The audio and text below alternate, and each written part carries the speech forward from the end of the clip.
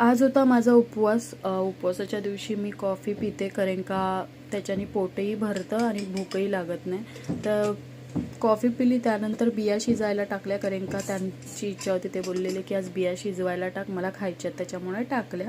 आणि आज उपवास असल्यामुळे व्हेजमध्ये काय बनवायचं हा प्रश्नच पडतो. खरंच व्हेजमध्ये काय बनवायचं हा मला प्रश्न पडतो, कारण का नवऱ्याला ही भाजी आवडते तर ती भाजी आवडत नाही.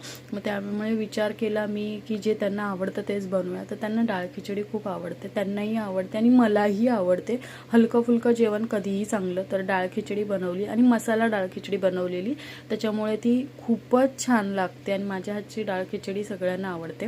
तर इथे मी बनवलेली आहे डाळ खिचडी, त्याला वर्ण तडका दिलेला आहे तुम्ही बघू शकता. आणि त्याच्यासोबत पाहिजे तो म्हणजे मसाला पापड, म्हणजे झालं ना हॉटेलसारखं जेवण. मस्त असं घरच्या घरी डाळ खिचडी आणि मसाला पापड बनवला आणि एक नंबर जेवण झालेलं. त्यांना तर खूप आवडलं आणि मलाही आवडलं.